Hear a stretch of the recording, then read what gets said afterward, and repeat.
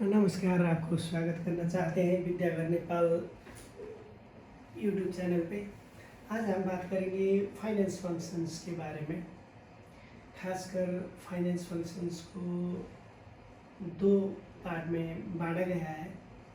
एक तो executive level finance functions और एक रूटीन लेवल फाइनेंस फंक्शंस करके बांटा गया है।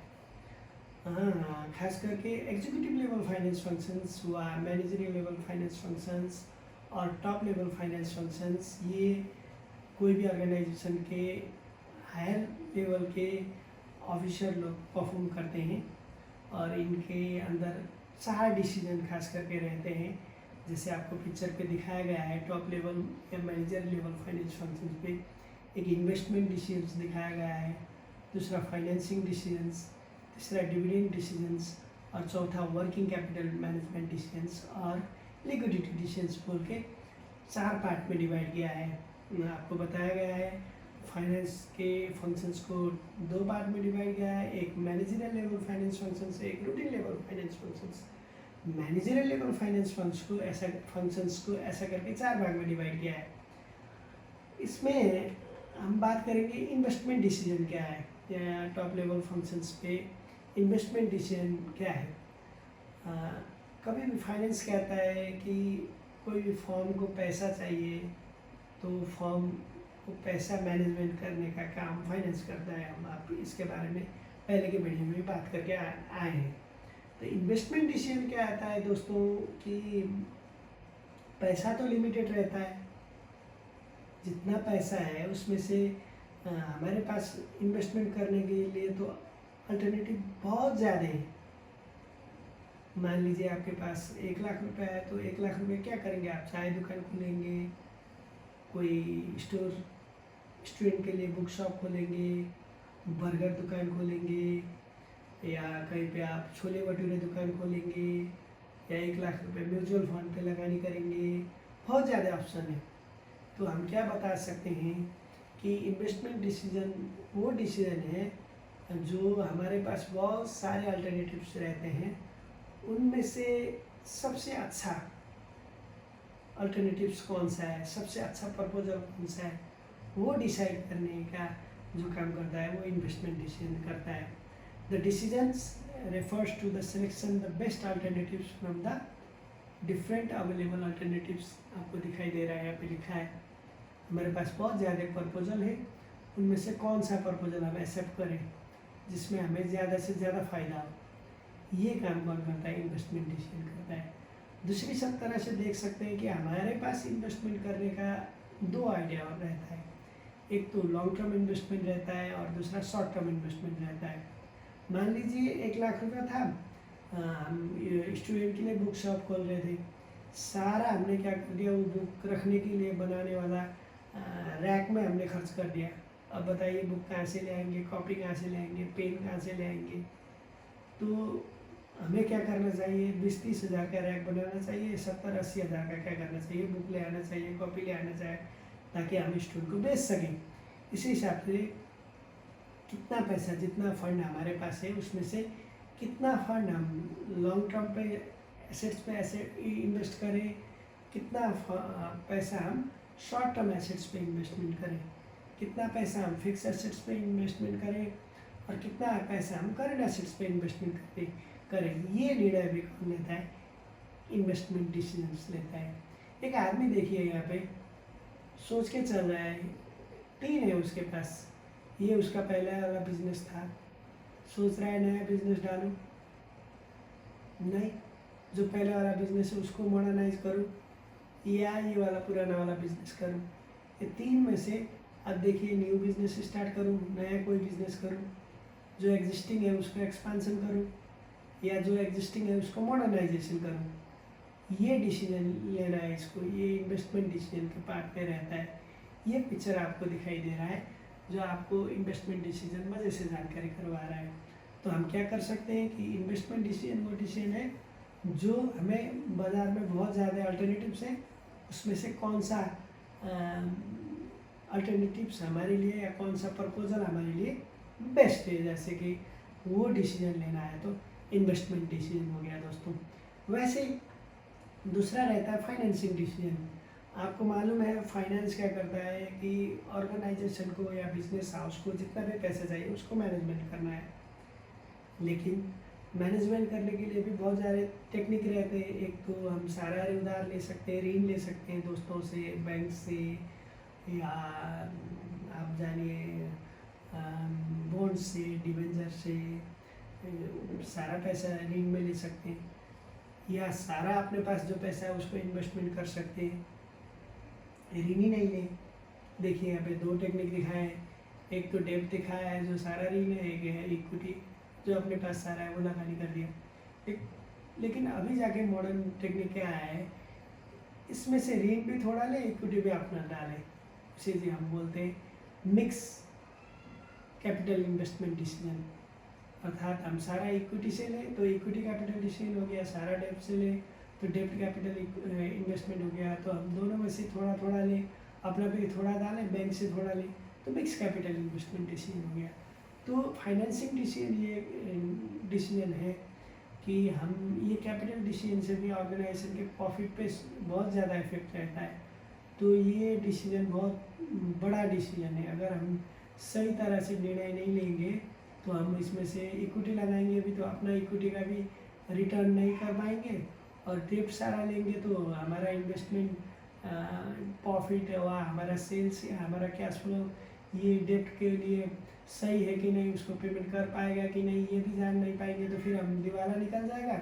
तो ये दोनों में से एक डिसीजन रहेगा मिक्स्ड कैपिटल डिसीजन। तो डेब्ट से थोड़ा ले, इक्विटी से थोड़ा ले, तो फिर देखें क्या रहता है। तो ये डिसीजन क्या रहता है, फाइनेंसिंग डिसीजन रहता है। Financing decision regarding the decision financing decision regarding the determination as to how the total funds required by the business will be obtained from the available alternatives in the market is known as the financing decision.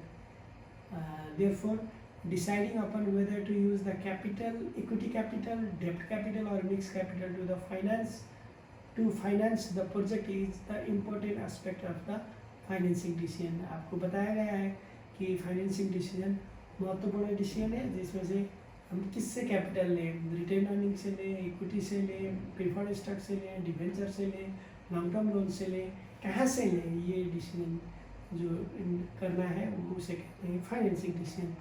और एक रहता है dividend decision. ये dividend decision भी बहुत महत्वपूर्ण decision है दोस्तों। जैसे कंपनी कोई भी रन करने के बाद तो प्रॉफिट अर्न करेगा या नाफ़ा कमाएगा, उसमें से कमाया हुआ नाफ़ा से सारा नाफ़ा क्या करें, अपने स्टेक होल्डर को या शेयर होल्डर को डिवाइड कर दें, डिस्ट्रीब्यूट कर दें, ताकि करेंगे तो फिर 6 महीने 1 साल बाद फिर पैसे चाहिए, कंपनी को री इन्वेस्ट करना पड़ रहा है, अपॉर्चुनिटी आ रहे हैं, ग्रोथ हो रहा है कंपनी, तो फिर क्या करेंगे हम, फिर शेयर होल्डर को बोलेंगे पैसे डालो, वो तो नहीं डालेंगे।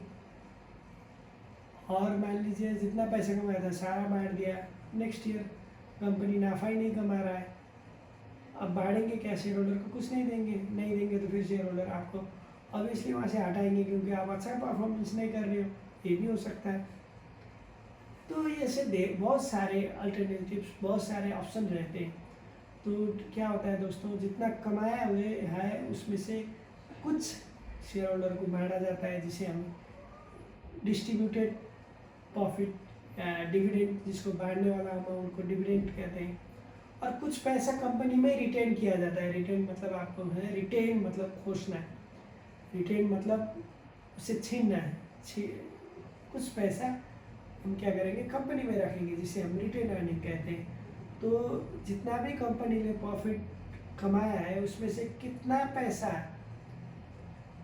शेयर होल्डर को देना है, बांटना है, उसे डिविडेंड कहेंगे, और कितना पैसा कंपनी के पास रखना है उसे रिटर्न अर्निंग कहेंगे। और डिविडेंड डिसीजन ये है दोस्तों कि how much money can be distributed to the shareholder from the profit is known as the dividend, as well as how much money should be kept to the company is known as the retained earning, to deciding from the profit से कितना बाढ़े और कितना retain करें, ये decision करने के जो रहता है उसे कहते हैं हम डिविडेंड डिसीजन। वैसे दोस्तों और एक रहता है लिक्विडिटी डिसीजन और वर्किंग कैपिटल डिसीजन। क्या होता है दोस्तों, कंपनी रन करने के लिए रेगुलर रूप में एक्सपेंस रहेंगे, डे टू डे एक्सपेंस तो रहते हैं। तो ये डे टू डे एक्सपेंस के लिए पैसे भी कंपनी के पास होना चाहिए। कभी कभी सामान का रेट इंक्रीज हो जाता है तो कैश में खरीदने की ज़रूरत रहता है, रॉ मटेरियल परचेज करना पड़ता है, और खुद जो सेल्स करते हैं वो टाइमली आपके पास पेमेंट नहीं आ भी सकता है, नहीं आ भी सकता है, और ये बात भी रहता है। और आपको एक बात बताऊँ, इन्वेस्टमेंट शॉर्ट टर्म और लॉन्ग टर्म रहता है। तो लिक्विडिटी डिसीजन और वर्किंग कैपिटल डिसीजन खास में क्या है, working capital current assets minus current liability वाला फंडा है, ये आपको ये बताऊँ। और लिक्विडिटी क्या है, उसी से रिलेटेड है। लिक्विडिटी का मतलब क्या होता है कि जो आपके पास जो एसेट्स है वो आप जब आप चाहे उसमें कैश में कन्वर्ट कर सके, छोटे टाइम में कैश में कन्वर्ट कर सके, उसका जो ओरिजिनल वैल्यू है उसको लूज ना करें, बिना losing original value, without losing the original value of the assets, converting into the cash, ability to converting into the cash is known as the liquidity decision. इसे लिक्विडिटी डिसीजन कहा जाता है। अगर आप सारा ले जाके वर्किंग कैपिटल पे लगानी कर दोगे तो मुझे लगता है कि प्रॉफिट में ऑब्वियसली इफेक्ट होगा, नेगेटिव इफेक्ट भी हो सकता है। करेंट एसेट्स पे सारा लगानी कर दोगे, सारा इन्वेस्टमेंट कर दोगे तो ऑब्वियसली ये आप लोग प्रॉफिट वाले अपॉर्चुनिटीज़ को लूज करेंगे। अगर आप सारा ले जाके लॉन्ग टर्म एसेट्स में डाल दोगे तो फिर शॉर्ट टर्म कैसे चलाओगे आप, डे टू डे ऑपरेशन कैसे होगा। इसीलिए कितना पैसा, जितना पैसा आपके पास है उसमें से कितना पैसा आप शॉर्ट टर्म एसेट्स में लगानी करेंगे और कितना लॉन्ग टर्म एसेट्स में लगानी करेंगे, अर्थात कितना पैसा करंट एसेट्स पे लगानी करेंगे और कितना पैसा फिक्स एसेट्स पे लगानी करेंगे बोल के करने वाला डिसीजन जो रहता है उसे हमें लिक्विडिटी डिसीजंस और वर्किंग कैपिटल डिसीजंस बोलते हैं। तो आपको 4 चीज़ें आज हमने बताया है। एक तो आपको लिक्विडिटी डिसीजन बताया जिसमें से जितना पैसा आपके पास है उसमें से कितना फिक्स एसेट्स पे लगानी करें और कितना करंट एसेट्स पे लगानी करें। और एक दूसरा बताया आपको फाइनेंसिंग डिसीजन, आप अगर कंपनी में पैसा लगानी करना है तो उसमें से कितना ऋण से या लोन से या डेट से लिए और कितना इक्विटी से लिए, ये बात बताए हैं। और तीसरा आपको बताया है डिविडेंड डिसीजन, अगर कंपनी नफ़ा कमाता है तो कितना आप कंपनी के पास रखिए और कितना पैसा आप शेयर होल्डर को प्रॉफिट के रूप में देंगे, उसे डिविडेंड डिसीजन कहते हैं। और इन्वेस्टमेंट डिसीजन क्या रहता है कि बहुत सारे अल्टरनेटिव्स रहते हैं, उसमें से कौन सा अल्टरनेटिव बेस्ट है जिससे आपको जल्दी प्रॉफिट मिले और ज़्यादा ग्रोथ हो, उसे सेलेक्ट करने का होता है इन्वेस्टमेंट डिसीजन होता है बोल के हमने आपको एग्जीक्यूटिव लेवल फाइनेंस फंक्शंस बताए। और रहता है दूसरा फंक्शंस रहता है रूटीन लेवल फाइनेंस फंक्शंस। ये फाइनेंस फंक्शंस परफॉर्म करने के लिए स्पेशल स्किल की ज़रूरत नहीं पड़ती दोस्तों। ये जो है टॉप लेवल मैनेजमेंट जो प्लान करता है उसको अचीव करने के लिए, उस प्लान को अचीव करने के लिए आपके ऑर्गेनाइजेशन के लोअर लेवल पीपल और लोअर लेवल एम्प्लॉयज़ और जो काम करते हैं उसे कहते हैं रूटीन लेवल फाइनेंस फंक्शंस कहते हैं। जो प्लानिंग टॉप लेवल कर रहा है उसको सक्सेस करने के लिए company needs to perform some regular activities to complete its managerial activities. These are called the routine level finance functions. Routine finance functions are those financial functions which generally do not require the managerial involvement to carry out. जिसको perform करने के लिए managerial level बैठना जरूरी नहीं है, बस वो प्लानिंग कर दे, उसके बाद लोअर लेवल एम्प्लॉय क्या करेंगे उसको परफॉर्म करेंगे, ये बताया है। और will be carried by the junior level staff of the organisation. यहाँ पे लिखा है, आप देखिए यहाँ पे junior level staff of the organisation क्या करते हैं, ये काम करते हैं। खासकर इसमें क्या रहता है, जो आपके पास कैश कितना आया और कितना गया, आज का कैश कितना आया कितना गया, ये सुपरविजन करना काम रहता है। आपकी कंपनी में जो कैश बैलेंस है उसको अच्छी तरह से सेव करके रखने वाला काम रहते हैं। कंपनी के डॉक्यूमेंट्स, कंपनी के एसेट्स, कंपनी के इंश्योरेंस पॉलिसीज़, कंपनी के लोन पेमेंट सिस्टम, इसको फॉलो करके टाइमली पेमेंट करना रहता है। मैकेनिकल डिटेल्स लेना रहता है कंपनी का, मेरा जो सामान है, फिक्स एसेट्स, करंट एसेट्स हैं उनका, और उसको कितना पैसा लगा है ये डिटेल जानना पड़ता है। रिकॉर्ड कीपिंग काम रहते हैं, और अब आज कितना सेल्स हुआ या कितना परचेज हुआ या कैसे हुआ, पेमेंट कितना हुआ, रिसीव कितना हुआ, टोटल आज का काम टॉप लेवल मैनेजमेंट को रिपोर्टिंग करना रहता है रूटीन लेवल फाइनेंस फंक्शंस पे। और क्या करना रहता है, supervision of fix assets and current assets, company के जितने भी संपत्ति हैं उनको भी क्या करना होता है, सुपरवाइज करने का काम भी रूटीन लेवल फाइनेंस फंक्शंस के अंदर आता है। तो दोस्तों आज हम फाइनेंस फंक्शंस के बारे में थोड़ा जानकारी करवाए हैं। आपको कैसा लग रहा है आप हमें ज़रूर बताएं, और आपको पसंद आया है तो चैनल को लाइक और सब्सक्राइब कर दीजिएगा। Thank you so much.